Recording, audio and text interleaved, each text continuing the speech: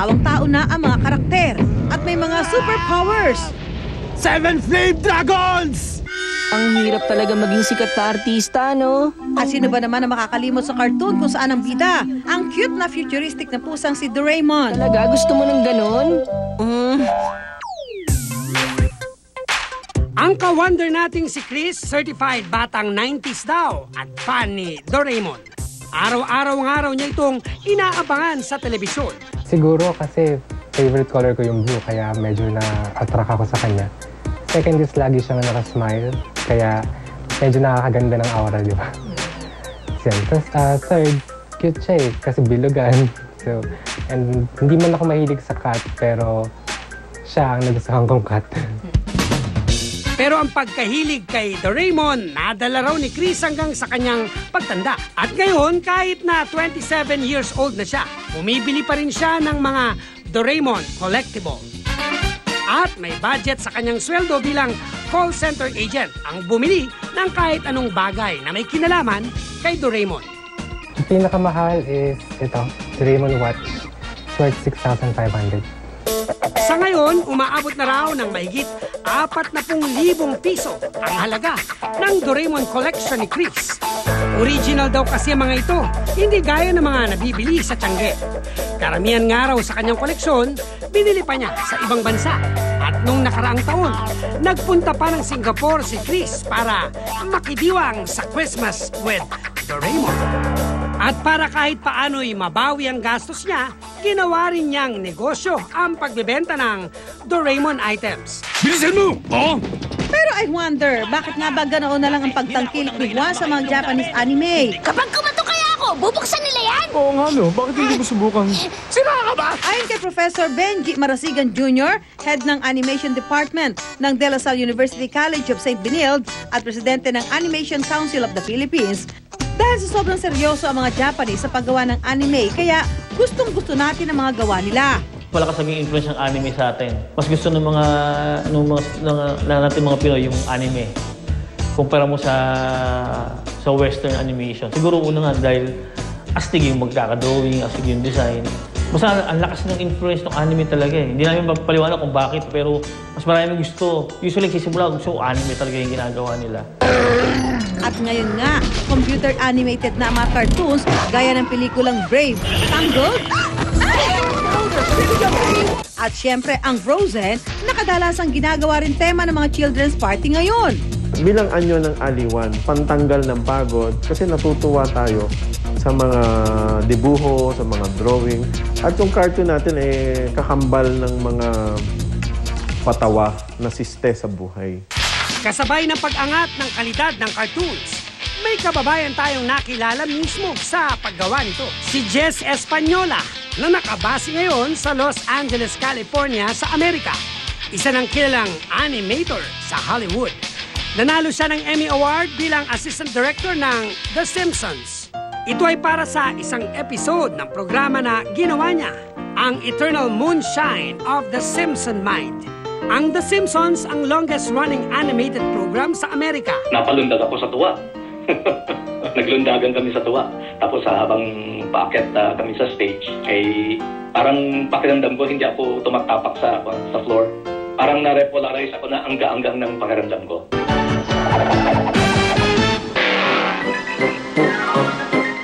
Si Jess rin daw ang animator sa ilan pang cartoons gaya ng Tom and Jerry Kids at marami pang iba. Siyempre, nakilala ang Pinoy na meron palang mga Pilipino na gumagawa. Pero alam niyo bang may mga cartoons na akala natin mula sa ibang bansa, yung pala dito mismo sa atin ginagawa. Ang ilang episode ng cartoons na Curious George, Little Mermaid, Tom and Jerry Tales at marami pang iba, gawa pala ng animation studio na Toon City na nakabase dito sa Pilipinas. At dito, tinuruan kami ni Dante, animation supervisor ng Toon City, kung paano ba gumawa ng cartoons noon at ngayon. So ito yung lumang proseso ng pag-animate. So dinodrawing ng character isa-isa yung sa bawat papel, bawat frame sa papel. Tapos dinodrawing niya sa lightbox, isa-isa niyang pinapagalaw. Bawat movement, bawat galon ng characters sa isang papel niya dinodrawing. Pinapatong ang papel sa isang lamesang may ilaw para makita ng animator ang drawing sa ilalim.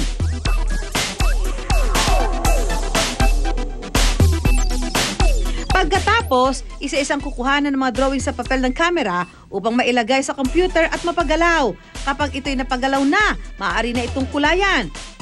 Pero ngayong high-tech na raw ang paggawa ng cartoons, paperless animation na ang nauso kung saan sa computer na mismo gumuguhit ang mga animator. Ganun pa rin, dinodrawing pa rin frame by frame. Mas mabilis lang ngayon dahil sa may computer na. Sasha, si Don Pito, kamusta ka na? Ako, si Nonoy Aquino. Tama po, mabuhay ang Pilipino. Pero bukod sa mga animator, ang isa pang mahalagang aspeto raw sa paggawa ng cartoons, siyempre, ang mga voice talent. Magandang araw, Pocholo! Pasok! Labas ako! Kaya na lang ng ka-wonder nating si Pocholo, ang tinaguriang The Voice Master ng Pilipinas. Literal daw na boses lang ang kanyang puhunan para manalo ng iba't ibang mga voice acting competition.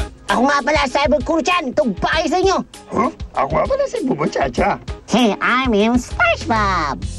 Hi, how are you, SpongeBob? Hey, shut up, SpongeBob! Meow! Hey, I'm Mr. Krabs. Oh, come on, Pluto! My name is Mickey Mouse! Siya rin ang boses sa likod ng ilang mga tinagalog na Japanese anime, gaya ng Detective Conan, Cyborg Kuro-chan, Wing Commander, at marami pang iba. Okay, 1, 2, 3, go.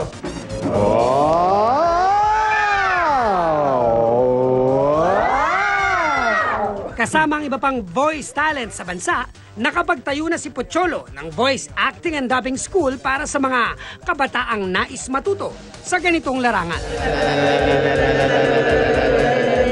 Nakakatuwa dahil mahigit 1,200 na ina-graduate namin and more than 300 are now active in voice acting industry, from reporting, broadcasting, animation, dubbing, advertising, at marami pang iba. You can create thousands of styles.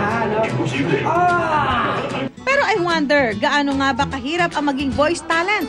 Para malaman ang sagot, ito ang susubukan namin mismo ni Cesar. Una munang nagbigay ng tips si Pocholo para maihanda ang aming mga boses. Gabe, bitama mo na yan. Game. Basta sabi ni Pocholo, maligam-gam dapat ng tubig kasi nasisira ang boses.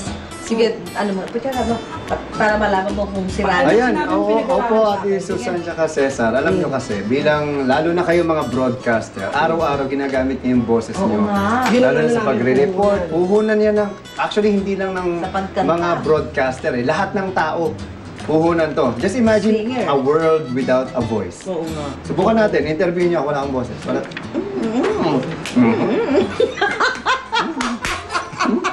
Ang fighting scenes raw ang mahirap iboses sa cartoons. Kailangan daw kasi itong maging makatotohanan. Kahit pa wala namang mga salita at puro ungol lang ang dialogue. Aray ko! Puro ganun lang, di ba? Walang lines. Susunod ba? Parang nagda-drums. Dapat yung iba-iba kasi hindi naman sa isang lugar tinatamaan.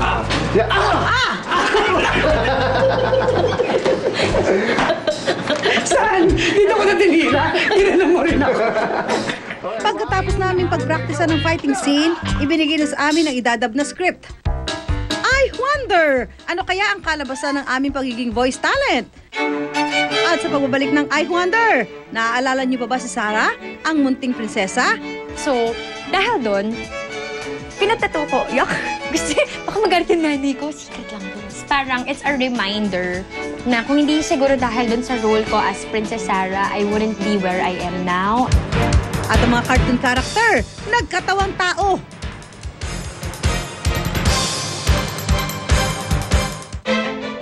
Cream Silk can make hair smoother and softer than just shampoo alone. That hair unravels on its own. Go beyond just shampoo. Get the Cream Silk difference. Where can your hair take you? Kahit champion, pwedeng mabitin. Dahil 80% ng stored energy nawawala habang tulog. Akala mong recharged, hindi pala. Champ start his breakfast with Milo to help restore his energy. the only one with energy-giving Protomalt, plus the nutritious goodness of milk and cocoa. Champ Start Breakfast. Para tuloy-tuloy ang champion moments. Champ Start with Milo every day from Nestle.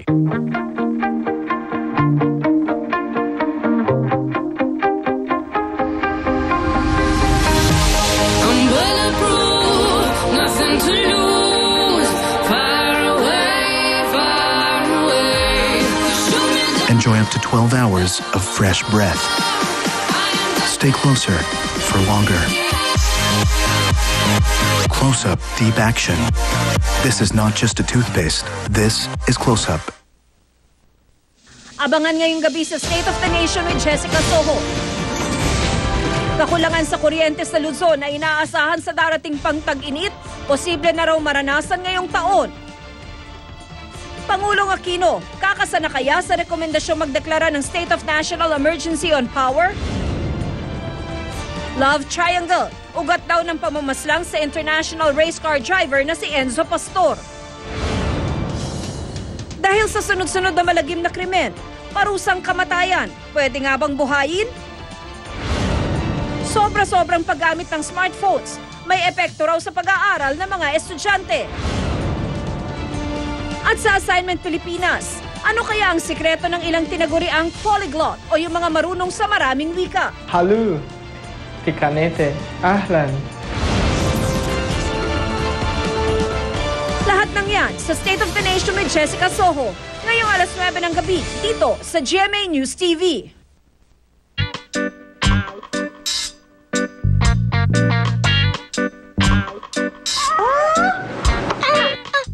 Ang daling natapos ng laban na ito.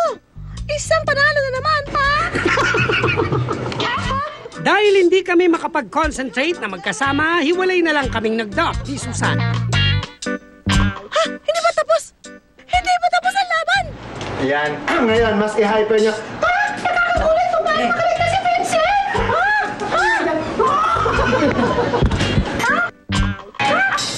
Makalipas ang ilang take, natapos na rin ni Susan ang kanyang mga linya. Eh ako, abutin kaya ng ilang take?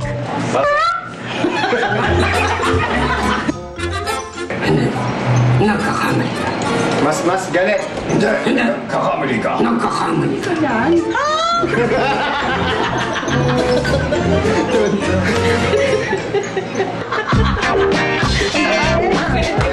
Mukhang may bagay na kaming karir ni Susan.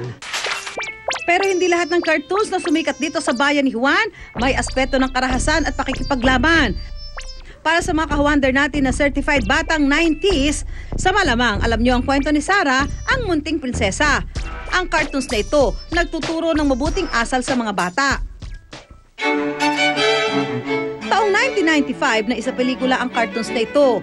Ang gumanap na Sarah rito, ang artistang si Camille Prats na nooy 10 taong gulang pa lang.